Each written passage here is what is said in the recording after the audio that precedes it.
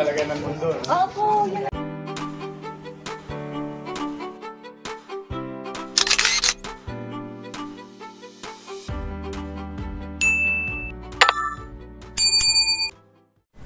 Welcome back sa aking YouTube channel. Para sa mga first time lang po na manood, please click mo na yung Jeremy's TV Manila. Anyway guys, wala nang bayad, libre lang. Tulong mo na lang din sa kapwa mo. Alright? Thank you very much po. So, kumusta po sa mga Iskoyans na patuloy na sumusuporta sa ating channel na palaki ng palaki? At sa mga Iskoyans na wala naman dito sa Maynila, hindi naman bumuboto sa Maynila, nasa Luzon, nasa Visayas at Mindanao, at lalong-lalo na yung mga kababayan nating Iskoyans na nasa abroad na patuloy na sumusuporta kay Yorme. Di ba? So maraming salamat po at sana po tuloy-tuloy yan. So malapit ng election, kailangan na nating lalong mag-ingay at magtulong-tulong para i-promote itong si Yorme. Right? So, topic natin ngayon guys for today's video. Yorme, maraming natulungan pero hindi sinasabi. So, ngayon guys, talagang walang kapaguran. Itong si Yorme, umiikot sila ngayon, di ba, sa iba't ibang lugar dito sa Maynila. At sa isang pagkakataon o aksidente, guys, nakita niya, di ba, yung batang tinulungan ni Yorme.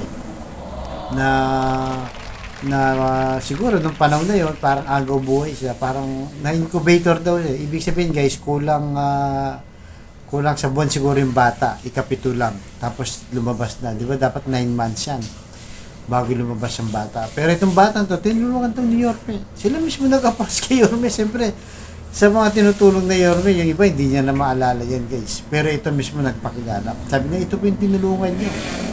Nakita ni Yorme, di ba? Habang umiikot sila dito sa Manila. Nakita nila yung bata. Sabi, small world. At talaga namang importante na buhay. Kumbaga, nadugtungan niya ang buhay ng bata, di ba? Kung hindi siya tumulong, malamang baka wala na yung bata. Mali natin, yung batang yun, di ba? Magiging kapakipakinabang yan sa magulang niya o sa ating bayan. Sa totoo lang guys, itong si Yorme, marami pang mga tinulong yan. Noong 2022, marami rin lumamas dyan. Yung mga mismong tinulungan niya. Actually, si Yorme, ayaw niyang sanang malaman ng ibang tao yan. Lalo yung mga personal na tinutulungan niya, hindi niya pinapaalam yan guys. Ang pinapakita lang niya, kagaya yung mga nasunog, di ba? Natural, papakita mo yun. Nasunog, hindi mo lang pwedeng itago yun. Eh doon, talaga pag tumulong siya, talagang lantaran, in public talaga. Kasi nga, kailangan yung ipakita, dahil nga nangangailangan, marami yon. Pero yung mga individual lang, guys, mga personal, marami pa yan. Ayaw ipaalam ni Yorme. Pag tumulong si Yorme, bukal sa kalooban niya at talaga ng mga sincere siya. Hindi lang siyang pakitang tao, di ba? Na marami sa mga politiko, ganyan. Diba? Lahat ng ginagawa, picture na picture. Itong si Yorme, depende sa kanya. Kaya isa yan sa mga nagustuhan ko.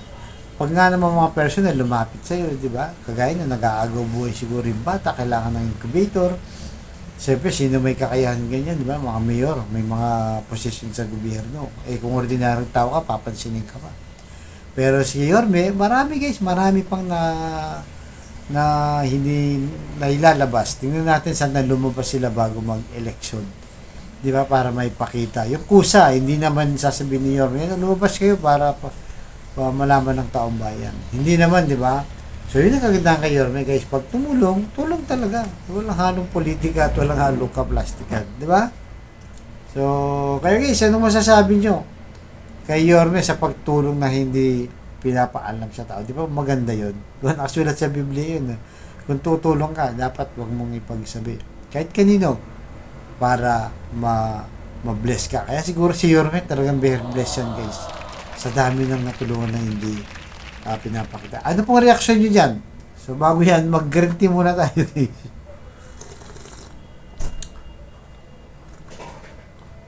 So, yun guys. Kaya tuloy lang po ang ating pagsuporta sa isang napakabuting tao. Itong si Yorme. Mabuting puso, mababang kalooban, at talaga namang tumutulong sa mga taong nangangailangan. Alright? So, narito na po ang walang sawang pag-ikot ni Yorme, umaga, gabi, umiikot siya para makita yung kalagayan ng mga Manileño at makatulong na rin, di ba? Kung sino mang maabutan ng kanyang tulong. Alright guys, so narito na po ang kanyang video. Thank you. Hindi talaga ng mundo. Opo, yung nagpadala kami Tinulungan niyo ba dito. Opo. Nag-chat po, nagpadala kami. Baby pa siya, no? Opo, yung nakakonfine siya ng na-incubator siya. Oh. Laki na niya. Opo. Salamat sa Diyos. Thank you. Alit ng mundo pare. Talagang mundo, no?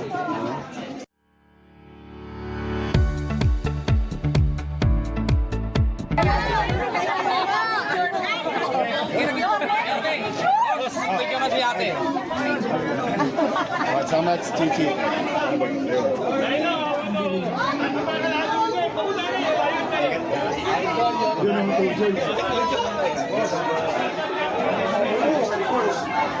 Ay po.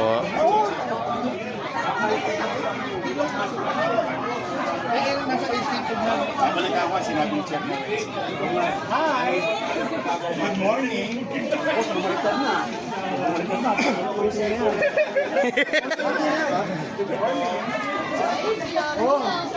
morning!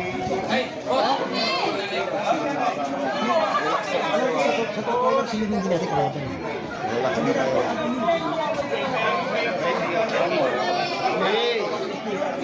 Morning!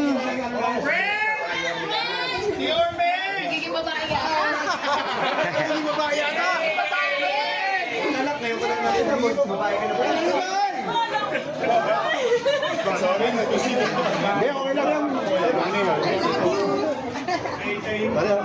Akala ko nga lalaki na babae na pala. Daniela na? O, Daniela na? Boys, good morning. Hi, good morning. Dala kami rito.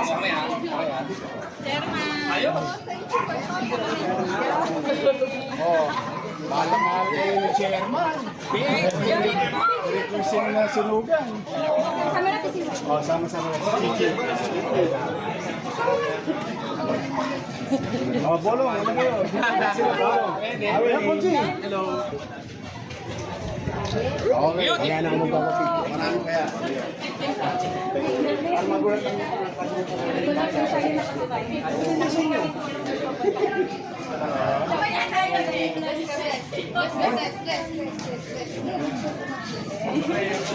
Thank you.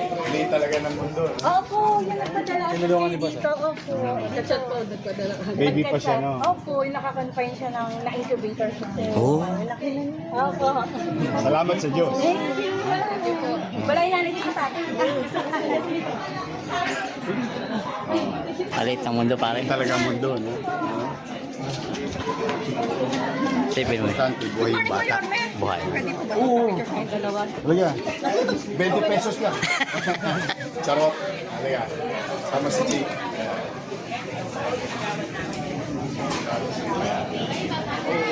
Okay.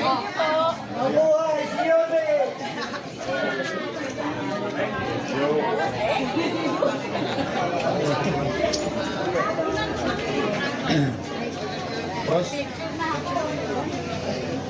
Ito po yung good morning. Sa SK, yung SK. Yes, kaya ni ganito. Nag-iisip kami ko sa amin.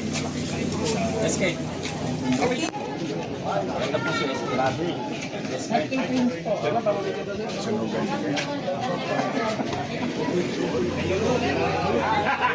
Ilang pam?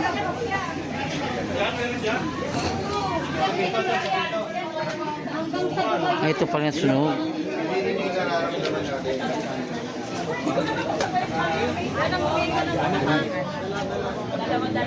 Dalawa-dalawa pa sa isang solid to hear that. Dito na.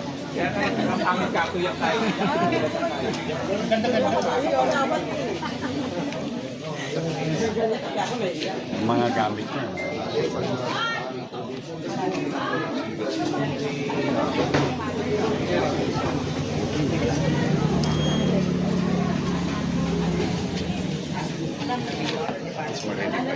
Ay, maganda. I know. Sorry to nag-uusap si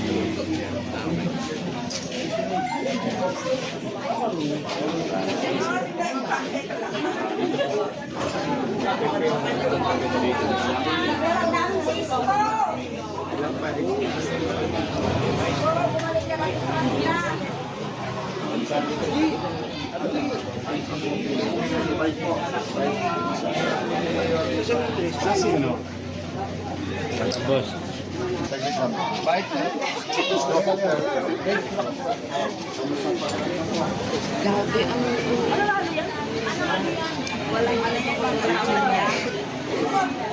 Oh. Halika, sumama ka.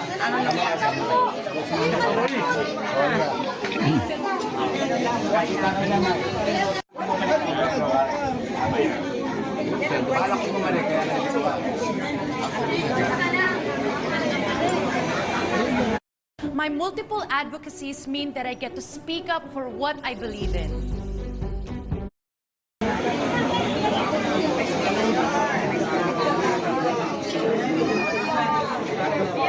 Saan yung camera mo?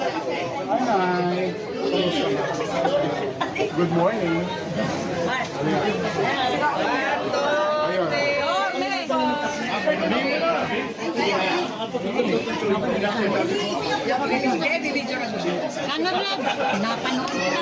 Thank you po. Nasunugan din kayo? Saglit lang. Gusto kong magpakuha. Halika, dito tayo. Yan ka mo.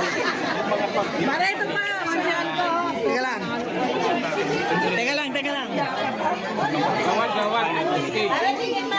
Tiga, hindi. Hindi ako dito. Ako, hanap yan. Hanap ko si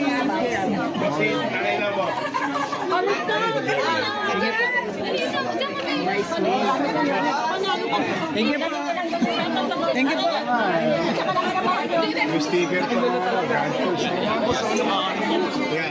Tapusin mo muna yan.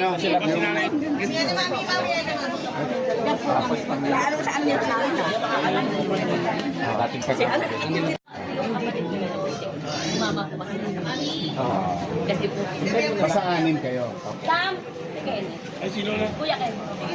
Ito po yung nangyari ng... Dami talaga nagmamasin.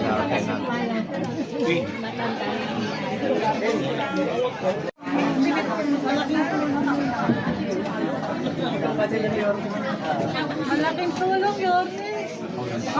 Ito supporters ko to eh. Thank you. Pinayawan Diyos. Wala mo, nasunog ka lang. At least makabigay ka agad ng gamit. Pagpasensya nyo na nakayanan ko. Malaking tulong yun. Balik ka. Awa Diyos. Babalik yan.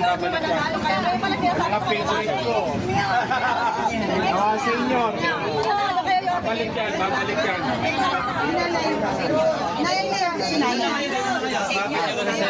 Bigyan mo ko kay Yorme. O dyan na lang ako pupunta. Kasi na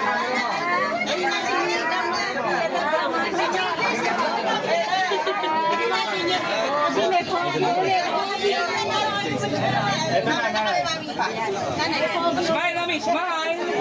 Yeah. Yun oh. Beautiful! Ano ba si DJ?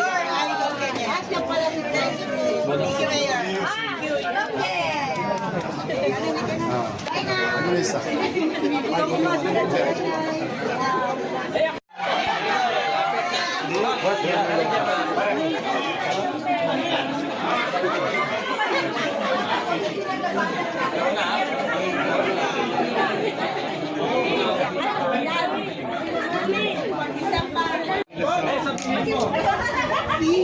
Pare, pa-shoutout pala kayo no, Eunice.